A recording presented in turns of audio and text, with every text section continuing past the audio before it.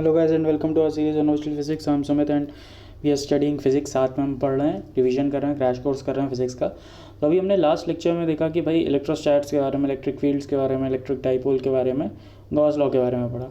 उसी चीज़ को आगे ले जाते हुए ये तो भाई हमने चार्ज के बारे में पढ़ लिया, लेकिन अभी तक हमने कुछ भी उसका प्रैक्टिकल एप्लीकेशन नहीं देखा है। ठीक है, मैंने इलेक्ट्रिक फील्ड निकाल ली, मैंने पोटेंशियल डिफरेंस निकाल लिया, लेकिन इन सारी चीज़ों का प्रैक्टिकल हमारी ज़िंदगी में क्या एप्लीकेशन है। तो आज हम उसी में आगे जाते हुए एक डिवाइस पढ़ेंगे जिसको बोलते हैं कैपेसिटर्स। हम आज से स्टडी चालू कर रहे हैं कैपेसिटर्स की। आप बोलो कि भाई कैपेसिटर्स की ज़रूरत कहाँ पड़ती है। आप में से हर किसी ने फ़ोटो खींची होगी, ठीक है, चाहे DSLR से खींची हो या अपने फ़ोन से खींची हो, उसमें एक फ़्लैश होता है। तो जो बैटरी रहती है आपकी कैमरे में, उस बैटरी से वो फ्लैश प्रोड्यूस होता है। ये बात तो आपको समझ में आ रही है भाई, फ्लैश प्रोड्यूस हो रहा है मतलब उसको कहीं से एनर्जी चाहिए होगी।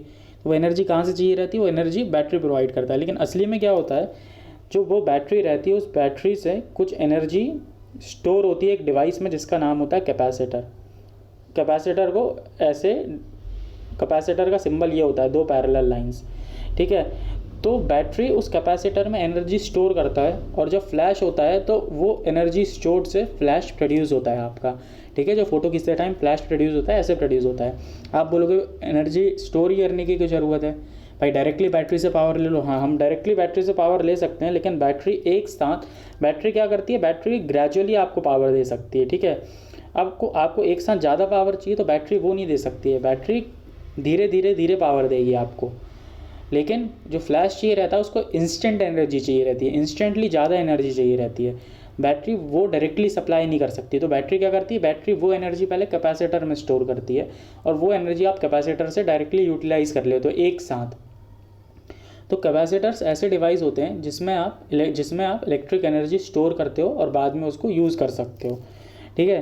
तो भाई कैपेसिटर का क्या सिग्निफिकेंस है ये तो हमने देख लिया, हम क्यों पढ़ते हैं ये भी हमने देख लिया। और कैपेसिटर्स कहाँ यूज़ होते हैं, कैपेसिटर्स यूज़ होते हैं आपके फ़ैन में, ठीक है। आपका फ़ैन रहता है, वो जो फ़ैन में ऊपर रॉड रहती है, रॉड में जो फ़ैन रहता है, फ़ैन के पास एक कैपेसिटर लगा होता है। कभी आप खोलो घर में इलेक्ट्रिकल वर्क हो तो आप देखोगे एक कैपेसिटर वहाँ पर लगा रहता है, ठीक है। यहाँ इन सारी जगहों पे कैपेसिटर्स के यूज़ होते हैं। तो आपने देख लिया भाई कैपेसिटर का यूज़ क्या होता है। तो कैपेसिटर होता है, जो सबसे ईजी कैपेसिटर होता है, सबसे जो कॉमन कैपेसिटर होता है वो होता है पैरेलल प्लेट मतलब पैरेलल प्लेट कैपेसिटर सबसे बेसिक कैपेसिटर होता है। कैसा दिखता है वो, मैं ड्राइंग बना के दिखा रहा हूँ आपको कैसा दिखता है। एक प्लेट ये रहती है, राइट, और एक दूसरी प्लेट रहती है कुछ इस टाइप से। ये दो अलग अलग प्लेट हैं जिसके बीच में एक बहुत छोटा सा डिस्टेंस रहता है, ठीक है, जिनके बीच में एक बहुत छोटा सा डिस्टेंस d रहता है। तो ऐसी दो प्लेट्स जब एक दूसरे के पास पास रख देते हो आप, तो इन प्लेट्स को ये होता है पैरेलल प्लेट कैपेसिटर, ठीक है। कुछ ऐसा दिखता है पैरेलल प्लेट कैपेसिटर। पैरेलल तो है ही, प्लेट्स पैरेलल रहती हैं इसलिए पैरेलल प्लेट कैपेसिटर बोल दिया उसको, राइट। तो भाई ये बोलता है कि capacitor consist of two isolated conductors या plates with charge plus Q and minus Q, right. तो एक प्लेट पे चार्ज रहता है प्लस क्यू और जो दूसरी प्लेट रहती है इस पे चार्ज रहता है माइनस क्यू। इक्वल चार्ज रहता है, एक पे प्लस क्यू एक पे माइनस क्यू, बस साइन अलग रहता है, ठीक है। तो कैपेसिटर को जिस उससे डिफाइन करते हो इक्वेशन से, that is Q is equals to CV, where Q is charge on plates of capacitor, ठीक है। C is capacitance of capacitor, C को बोलते हैं कैपेसिटेंस ऑफ कैपेसिटर। भाई कैपेसिटर की एक कांस्टेंट रहता है कैपेसिटेंस, जिसको हम डिफाइन करते हैं। जैसे बैटरी बोलते हैं ना 9 वोल्ट की है, 10 वोल्ट की है, या फिर आप बल्ब लेने जाते हो कभी CFL या फिर कोई भी नॉर्मल बल्ब लेने का, भैया 2 वोल्ट का दे देना, 10 वोल्ट का दे देना बल्ब। तो इसी तरह कैपेसिटर को कैपेसिटेंस से डिफाइन करा जाता है। और V होता है पोटेंशियल डिफरेंस। पोटेंशियल डिफरेंस किन दो पॉइंट्स के बीच का भाई, एक इन दोनों पॉइंट्स के बीच का, अगर दो प्लेट्स हैं तो इन दोनों पॉइंट्स के बीच का पोटेंशियल डिफरेंस होता है आपका, जो V इसमें डिफाइंड है, ठीक है। मतलब potential difference between the plates, जो दो प्लेट्स हैं उनके बीच में जो पोटेंशियल डिफरेंस होगा दैट इज़ V, ठीक है। तो ये तो बात हो गई कैपेसिटेंस की। ये कैपेसिटेंस फाइंड कैसे करते हो किसी भी बॉडी का, किसी भी कैपेसिटर का कैपेसिटेंस आप फाइंड कैसे करते हो भाई। किसी भी बॉडी का कैपेसिटेंस फाइंड करने की 4 सिंपल स्टेप्स होती हैं, जिसमें से 2-3 तो आपको मालूम ही है। जनरल पहले क्या होता है, पहले आप अज्यूम कर लो कि भाई आपने चार्ज प्लस क्यू और माइनस क्यू उन प्लेट्स पे रख दिया है, ठीक है। इसमें कोई रॉकेट साइंस नहीं, बहुत ईजी, आपने अज्यूम ही करा है, कर सकते हो, ठीक है। दूसरी स्टेप होती है इलेक्ट्रिक फील्ड उन चार्जेस के कारण फाइंड कर रहे हो। भाई इलेक्ट्रिक फील्ड फाइंड करना आपको आता है, कूलम्स लॉ भी आता है आपको, गॉस लॉ भी आता है, दोनों से फाइंड कर सकते हो। आपको गॉस लॉ से फॉर्मूले भी याद होने चाहिए अभी तक, ठीक है। तीसरा पॉइंट होता है इवैल्यूएट द पोटेंशियल डिफरेंस। इन दोनों के बीच में पोटेंशियल डिफरेंस इवैल्यूएट करो। किन दोनों पॉइंट्स के बीच में? एक प्लेट ये थी, राइट, सेकेंड प्लेट ऐसी कुछ रखी थी, तो ये दोनों प्लेट्स वाले पॉइंट्स के बीच में जो डिस्टेंस डी पे दूर है, बीच में हवा रहती है, बीच में कुछ नहीं है, बीच में हवा है, ठीक है। दोनों प्लेट्स के बीच में पोटेंशियल डिफरेंस फाइंड करो। कैसे फाइंड करोगे? ये देखो, ये दोनों पॉइंट आपको आते हैं, तीसरा भी आता है। कैसे? आपको मालूम है electric field is equals to minus rho V by rho R, ठीक है। इससे आप पोटेंशियल डिफरेंस फाइंड कर सकते हो। इलेक्ट्रिक फील्ड मालूम है आपको, सेकंड स्टेप में फाइंड करिए, इंटीग्रेट कर दोगे with respect to D R D S, तो आपका पोटेंशियल डिफरेंस आ जाएगा। और फिर आखिरी है कैलकुलेट सी फ्रॉम इक्वेशन। कौन C equation? Q is equals to C V. Q आपने अज्यूम करा था है, पोटेंशियल डिफरेंस आपने थर्ड स्टेप में फाइंड कर लिया है, बचा बस सी, तो सी हो जाएगा आपका क्यू अपॉन वी, ठीक है। तो इस तरह आप कैपेसिटेंस फाइंड करते हो किसी भी कैपेसिटर का। हम एक या दो एग्जाम्पल लेंगे फाइंड करने के, बाकी मैं आपको फॉर्मूलेज डायरेक्टली बता दूंगा, ओके। सबसे सिंपल कैपेसिटर हमने लिया था पैरेलल प्लेट कैपेसिटर, तो हम देखते हैं पैरेलल प्लेट कैपेसिटर का पोटेंशियल डिफरेंस कैसे फाइंड कर लेते हैं। ये एक प्लेट है, this is plate number 1, okay, और रेड कलर से जो प्लेट मैं बना रहा हूँ ये डिस्टेंस डी पे दूर रखी है, दिस इज प्लेट नंबर 2, ठीक है। इन दोनों के बीच का जो डिस्टेंस है this distance is D distance दूर रखा है। तो कैपेसिटेंस फाइंड करना है। पहली स्टेप क्या थी? पहली स्टेप थी अज्यूम करो इस पे चार्ज दे दिया है, ठीक है। तो मैं अज्यूम करता हूँ मैंने इनको चार्ज दे दिया है, ठीक है। इस पे मैंने प्लस क्यू चार्ज रख दिया है और इस पे मैंने माइनस क्यू चार्ज रख दिया है, ठीक है। First step complete. Second step क्या थी? सेकंड स्टेप थी हमारी कि भाई आप इसके कारण इलेक्ट्रिक फील्ड फाइंड करो। देखिए इस पूरे प्लेट का एरिया मैं फाइंड कर सकता हूँ कैसे? लेंथ इनटू ब्रेड्थ, रेक्टेंगल है, नॉर्मल फाइंड कर सकता हूँ, तो एरिया मान लीजिए कैपिटल ए है, ठीक है। तो इस पूरी प्लेट के कारण जो इलेक्ट्रिक फील्ड होगी वो कितनी होगी? Sigma upon epsilon not, Gauss law वाले फॉर्मूले हमें मालूम है। What is sigma? Sigma is Q upon capital a surface charge density upon epsilon not. ये तो हो गई आपकी इलेक्ट्रिक फील्ड, ठीक है। तो दूसरी स्टेप भी आपकी कंप्लीट है। अब पहली दो स्टेप्स कंप्लीट हो गई हैं। तीसरी स्टेप क्या थी आपकी? तीसरी स्टेप है पोटेंशियल डिफरेंस फाइंड करना। इलेक्ट्रिक फील्ड कितनी आई थी? Sigma upon epsilon not Q upon A into epsilon not, this is equals to minus D V by D R ले लेता हूँ, ठीक है। दोनों प्लेट्स आई एम सॉरी थोड़ा अच्छे से बना देते हैं इस ड्राइंग को, ठीक है। एक प्लेट ये थी, सेकंड प्लेट ये थी, दोनों के बीच का डिस्टेंस डी है, ठीक है। तो जब ये डी आर इधर जाएगा और इंटीग्रेट कर दूंगा मैं, तो ये आ जाएगा Q upon A epsilon not D R का integration is equals to D V का इंटीग्रेशन। तो ये तो हो गया potential difference, V final minus V initial, या V1 माइनस V2। ये पॉइंट 1 है, ये पॉइंट 2 है, ये तो हो गया V2 माइनस V1। और Q upon A epsilon not, Q constant है, A कांस्टेंट है, एप्सिलॉन नॉट कांस्टेंट है, ठीक है। चार्ज Q कांस्टेंट ही रहेगा, एरिया ऑफ प्लेट चेंज नहीं होगा। तो डी आर क्या हो जाएगा? इंटीग्रेशन ऑफ डी आर क्या हो जाएगा? ये डिस्टेंस कितना है? ये डिस्टेंस स्मॉल डी। तो आपकी जो पोटेंशियल डिफरेंस आया है that is Q upon A epsilon not D R का इंटीग्रेशन आया डी। बस पोटेंशियल डिफरेंस आ गया आपके पास। अब आप इक्वेशन लगाइए, Q is equals to C V, Q is equals to C into V. What is V? Q D by A epsilon not, Q से Q कैंसिल, तो C is equals to epsilon not A by D, ठीक है। यही formula हमने derive कर लिया है। तो this is how you will find the capacitance of a parallel plate capacitor. अब आपको कोई भी कैपेसिटर हो, ठीक है, अब आपको कुछ भी फाइंड करना हो, आप ये 4 स्टेप्स फॉलो करके लगा सकते हैं। एक और एग्जांपल हम देखेंगे, उसके बाद मैं फॉर्मूलेज डायरेक्टली बता जाऊंगा। मान लीजिए अब सिलेंड्रिकल कैपेसिटर है। भाई सिलेंड्रिकल कैपेसिटर क्या होता है? 2 सिलेंडर जैसे कि इस फिगर में शोन है, ठीक है, अगर पैरेलली रख दिए जाएँ एक के अंदर एक को, मतलब उनकी जो एक्सिस हो वो कोएक्सियल हो, जो इनका बीच वाला वो है कोएक्सियली रख दिया जाए, तो वो सिलेंड्रिकल कैपेसिटर फाइंड करते हैं, ठीक है। मान लीजिए इनकी रेडियस ए और बी है, अंदर वाले की रेडियस है ए, बाहर वाले की रेडियस है बी। अगर अब मैं इसको ड्रॉ करूँ तो कैसे ड्रॉ होगा? आप मेरे को इसका टॉप व्यू बनाना चाहता हूँ, मैं ऊपर से देख रहा हूँ। जब मैं ऊपर से देखूंगा तो ये कैसा बनेगा आप देखिए, ये एक सर्कल, ठीक है, एक तो ये बन गया, राइट, ये अंदर वाला सर्कल बन गया, और एक बन गया आपका, इसको फिर से बना लेते हैं, थोड़े क्लियरली बना लेते हैं इसको, और एक सर्कल आपका बन गया, ये बाहर वाला सरफेस बन गया, अंदर वाले का रेडियस है ए, बाहर वाले का रेडियस है बी।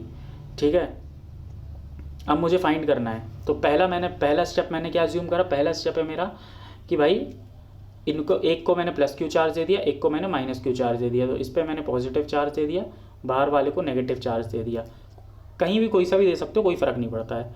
ठीक है, तो इसको प्लस क्यू दे दिया, अंदर बाहर वाले को माइनस क्यू दे दिया, पहला स्टेप कंप्लीट हो गया। सेकंड स्टेप क्या था मेरा, सेकंड स्टेप था कि इनके कारण इलेक्ट्रिक फील्ड फाइंड करना है। इलेक्ट्रिक फील्ड कैसे फाइंड करते हैं, इलेक्ट्रिक फील्ड हम कूलम्स लॉ भी लगा सकते हैं, लेकिन हमें मालूम है ईजी क्या है, हमारे लिए ईजी है लगाना गॉस लॉ। ठीक है, तो गॉस लॉ से मैं इलेक्ट्रिक फील्ड इसकी फाइंड कर रहा हूँ। मैं एक गॉसियन सरफेस लिया, जो वायलेट सरफेस है, जो पर्पल सरफेस है, मैंने गॉसियन सरफेस ले लिया है। ठीक है, इस Gaussian R, small R distance पे, ठीक है, this distance is small R, तो इसके कारण जो इलेक्ट्रिक फील्ड होगी वो कितनी होगी, क्यू एनक्लोज कितना है इसमें, क्यू एनक्लोज है, ध्यान से देखते जाइए, जल्दी जल्दी लिख रहा हूँ मैं, काफ़ी जल्दी जल्दी करते हैं इसको, क्योंकि अब आपको सब मालूम ही है। क्यू एनक्लोज है, जो पॉजिटिव क्यू आपने दिया है अपॉन एप्सिलॉन नॉट, ये तो आपके गॉस लॉ की राइट हैंड साइड हो गई। ठीक है, अब मेरे को लेफ्ट हैंड साइड बताइए, वो मैं यहाँ पर लिख रहा हूँ। फ्लक्स कितना होगा, फ्लक्स होगा ई डॉट डी एस का इंटीग्रेशन, इलेक्ट्रिक फील्ड, ठीक है, डी एस कितना है, अगर मैं टोटल एरिया लूँ इसका कितना होगा, 2 पाई आर, ये सिलेंडर है तो नीचे इसकी लेंथ एल है मान लीजिए। ठीक है, ये पूरी लेंथ एल थी, 2 पाई आर इंटू एल इसका एरिया हो जाएगा।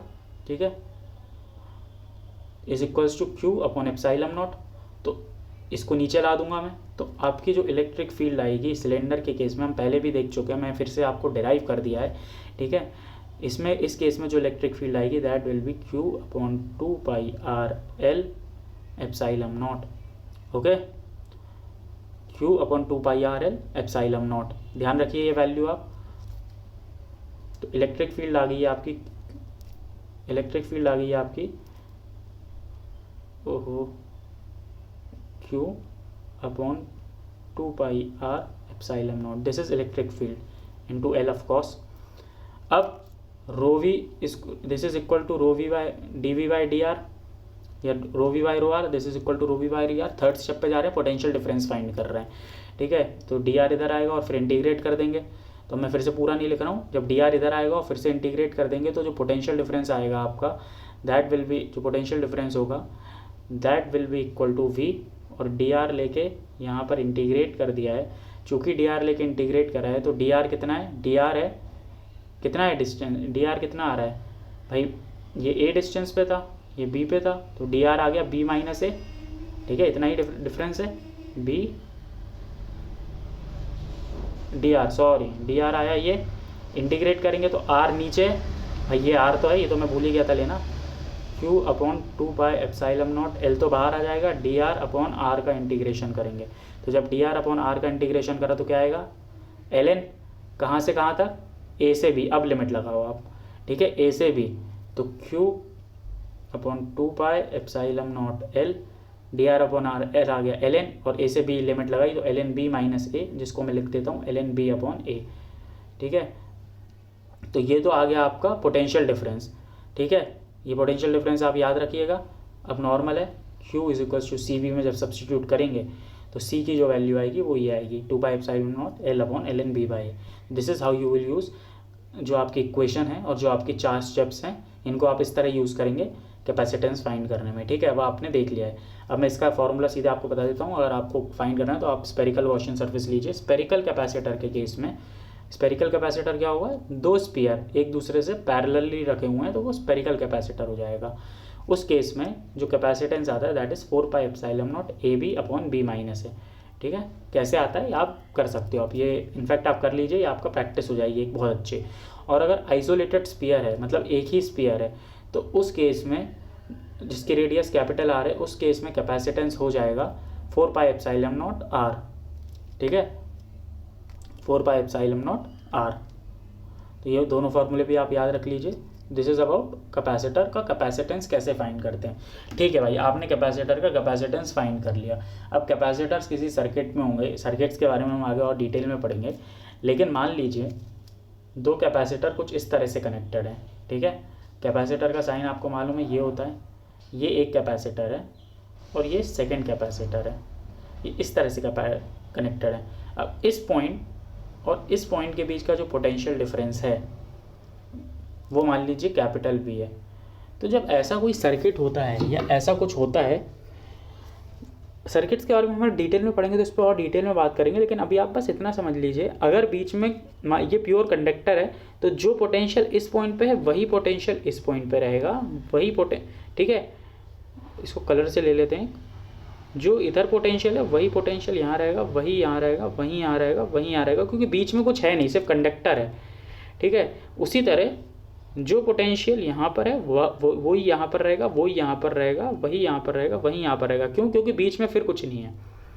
ठीक है, तो ये सारे ये पोटेंशियल सेम रहेंगे। ग्रीन वाली हर पॉइंट पे पोटेंशियल सेम रहेगा, ब्लू वाले हर पॉइंट पे पोटेंशियल सेम रहेगा, क्योंकि बीच में ना कोई कैपेसिटर है ना कोई और दूसरा डिवाइस है। ठीक है, तो इसका मतलब है जो पोटेंशियल डिफरेंस है कैपेसिटर नंबर 1 का और कैपेसिटर नंबर 2 के अक्रॉस वो सेम है। ठीक है भाई, क्योंकि ब्लू सेम है, ग्रीन सेम है, तो इनके अक्रॉस जो पोटेंशियल डिफरेंस है वो सेम रहेगा। सही बात है। जब ऐसा केस आता है कि जब कोई ऐसा केस आता है कि दो कैपेसिटर्स हैं, दोनों के बीच का पोटेंशियल डिफरेंस सेम है, तो इसका मतलब हम बोल देते हैं वो पैरेलल कॉम्बिनेशन में। ठीक है, पैरेलल कॉम्बिनेशन मतलब क्या होता है, potential difference same across capacitor हो जाए तो पैरेलल कॉम्बिनेशन में हो जाता है। तो उस केस में अगर मैं इस पूरे सर्किट को किसी एक सर्किट से रिप्लेस करना चाहूँ, ये जो पूरी कॉन्फ़िगरेशन है, ये जो पूरा सिस्टम है, इसको मैं बस एक कैपेसिटर से डिफाइन करना चाहूँ कि भाई ये C इक्विवेलेंट है। ठीक है, जिस तरह हमने थर्मोडायनेमिक्स में वो रेजिस्टेंस, हीट रेजिस्टेंस के फॉर्म में पढ़ा था, वैसे ही करना चाहता हूँ। ठीक है, इसको मैं एक ही कैपेसिटर से रिप्लेस करना चाहता हूँ और मैं चाहता हूँ कि ये जो C इक्विवेलेंट कैपेसिटर हो, ठीक है, ये जो इक्विवेलेंट कैपेसिटर हो वो सेम रिजल्ट दे जो 1 और 2 मिलके दे रहे हैं। तो उस केस में इसकी वैल्यू कितनी होगी? उस केस अगर पैरेलल का कॉम्बिनेशन है तो उस केस में जो C इक्विवेलेंट है उसकी वैल्यू होती है C1 + C2 + C3 + C4, मतलब नॉर्मल सिंपल आप ऐड कर देते हो। ठीक है, और इस पे जो चार्ज होगा, ठीक है, इस कैपेसिटर पे जो भाई कैपेसिटर होता है, कैपेसिटर में क्या होता है, कैपेसिटर के अक्रॉस कुछ पोटेंशियल डिफरेंस V होता है और कैपेसिटर पे कुछ चार्ज Q होता है, उसकी कुछ वैल्यू होती है C। तो अगर पैरेलल है तो आपने C इक्विवेलेंट तो बता दिया मेरे को कितना होना चाहिए, जो उस पर चार्ज होगा वो कितना होगा, वो that charge will be equal to sum of जो चार्जेस बाकी दोनों पे था, Q1 + Q2, और ज़्यादा हैं तो Q1 + Q2 + Q3। ठीक है, तो दिस इज कैपेसिटर अगर पैरेलल में हो। अब सीरीज़ कॉम्बिनेशन क्या होता है? सीरीज़ कॉम्बिनेशन मतलब कि सीधा कनेक्टेड है, मतलब पोटेंशियल डिफरेंस सेम नहीं है। पहला कैपेसिटर ये, दूसरा कैपेसिटर ये, तीसरा कैपेसिटर ये, this is first one, this is second one, this is third one. Series combination में क्या होता है, इस पे जो चार्ज, इस पे अगर Q चार्ज है, इस पे भी Q चार्ज होगा और इस पे भी Q चार्ज होगा। ठीक है, plus minus plus minus plus minus, इस पे प्लस होगा, इस पे माइनस होगा, इस पे प्लस होगा, वो तो ठीक है, लेकिन मैग्नीट्यूड की बात कर रहे हैं। तीनों पे चार्ज सेम है क्योंकि एक ही लाइन में है। जब ऐसे एक ही लाइन में होते हैं तो इसको हम बोलते हैं सीरीज़ कॉम्बिनेशन। इस केस में जो चार्ज होता है हर कैपेसिटर पे वो सेम होता है। तो अगर इसको मैं रिप्लेस करना चाहूँ एक ही कैपेसिटर से, इक्विवेलेंट कैपेसिटर से, जिसको मैं C इक्विवेलेंट नाम दे रहा हूँ, तो ये C इक्विवेलेंट कितना होगा भाई? सीरीज़ के केस में तो, पैरेलल के केस में तो हमने देख लिया था C1 + C2 + C3। सीरीज़ के केस में C इक्विवेलेंट इस इक्वेशन से फाइंड करा जाता है। ठीक है, 1/C equivalent is equal to 1/C1 + 1/C2 + 1/C3 plus जितने भी हैं। ठीक है, इस तरह C इक्विवेलेंट फाइंड करा जाता है। और जो चार्ज तो सेम है हर कैपेसिटर पे, और पिछले वाले केस में क्या होता था, जो C इक्विवेलेंट पे चार्ज रहता था वो होता था Q1 + Q2 + Q3। इसमें जो चार्ज रहेगा वो Q ही रहेगा। ओके, इसमें जो इसका जो कैपेसिटेंस, ये मान लीजिए इक्विवेलेंट कैपेसिटेंस है, तो इस पर जो चार्ज रहेगा वो Q ही रहेगा। ठीक है, और पोटेंशियल डिफरेंस अक्रॉस जो कैपेसिटर रहेगा वो रहेगा V' = V1 + V2 + V3, मतलब जो बाकी के कैपेसिटर्स थे उन सब के अक्रॉस जो पोटेंशियल डिफरेंस था उसका सम। ठीक है, उन सब के अक्रॉस, इसके अक्रॉस V1 था पोटेंशियल डिफरेंस, इसके अक्रॉस V2 था, इसके अक्रॉस V3 था। तो जो C इक्विवेलेंट है उसके अक्रॉस होगा समेशन ऑफ वी, राइट। तो अब एक बार सीरीज और पैरेलल को वो कर लेते हैं। पैरेलल में क्या होता है, पैरेलल में potential difference across the capacitors same रहते हैं, कुछ इस तरह का अरेंजमेंट रहता है। फिर इसको जब हम इक्विवेलेंट कैपेसिटर से रिप्लेस करते हैं तो जो सी इक्विवेलेंट आता है वो आता है समेशन ऑफ C1, और जो सी इक्विवेलेंट पे जो टोटल चार्ज आएगा वो आएगा समेशन ऑफ Q1, और जो ठीक है सी इक्विवेलेंट है टोटल चार्ज आ जाएगा समेशन ऑफ Q, और इसके अक्रॉस जो पोटेंशियल डिफरेंस रहेगा वो तो V ही रहेगा, ठीक है, जो ओरिजिनल सिस्टम में था वो V ही रहेगा। और अगर सीरीज़ की केस है, सीरीज़ कैसा दिखता है, पहली बात तो दिखता ही ऐसा है, सीधा एक ही लाइन में रहते हैं। इसके अक्रॉस जो सी इक्विवेलेंट बनाऊंगा वो सी इक्विवेलेंट की वैल्यू कितनी होगी, दैट विल बी दिस, ठीक है। इस इक्वेशन से फाइंड करते हैं। जो चार्ज होगा इस पर क्या होगा, सब पे सेम रहता है क्यू क्यू क्यू, इस पर भी चार्ज क्यू ही रहेगा। जो पोटेंशियल डिफरेंस रहेगा, मान लीजिए इसके अक्रॉस V1, इसके अक्रॉस V2, इसके अक्रॉस V3 है, तो जो इक्विवेलेंट कैपेसिटर है इसके अक्रॉस जो पोटेंशियल डिफरेंस रहेगा वो होगा समेशन ऑफ V, ठीक है। तो this is capacitor in series and capacitor in parallel. तो बेसिकली आज का जो लेक्चर था that was all about capacitor. हमने देखा कैपेसिटर का एक प्रैक्टिकल एग्जाम्पल देखा, फोटो फ्लैश के केस में, फ़ैन के केस में कैपेसिटर होता क्या है, दिखता कैसा है, ये सारे देखा। डिफरेंट टाइप्स ऑफ कैपेसिटर देखा, कैसे कैपेसिटेंस निकालते हैं वो भी देखा। Q is equals to CV की जो इक्वेशन होती है वो देखी। अब आपको कोई भी कैपेसिटर जो हमने पढ़ा है वो तो ठीक है, उनके फॉर्मूला याद रहो। मान लो कल को आपको एग्जाम में कोई रैंडम कैपेसिटर आ जाए जिसका कैपेसिटेंस नहीं पता, वो 4 स्टेप्स फॉलो करिए जो हमने पढ़ी हैं, आपको किसी भी कैपेसिटर का कैपेसिटेंस फाइंड कर सकते हो। और फाइनली हमने देखा कि भाई सीरीज़ और पैरेलल कॉम्बिनेशन ऑफ कैपेसिटर्स, ठीक है। इसके बारे में और थोड़ी डिटेल में पढ़ेंगे, जब सर्किट्स आएगा तो हम देखेंगे कि सीरीज कॉम्बिनेशन, पैरेलल कॉम्बिनेशन, ये सब क्या होता है, ठीक है। तो that's it for today guys. बाकी हम नेक्स्ट लेक्चर में कैपेसिटेंस से ही में और भी जो टॉपिक्स हैं उन सारी चीज़ों को पढ़ेंगे और देखेंगे कि भाई और आगे इसका और क्या क्या यूज़ होता है। Thank you guys. तो दैट्स इट फॉर टुडे।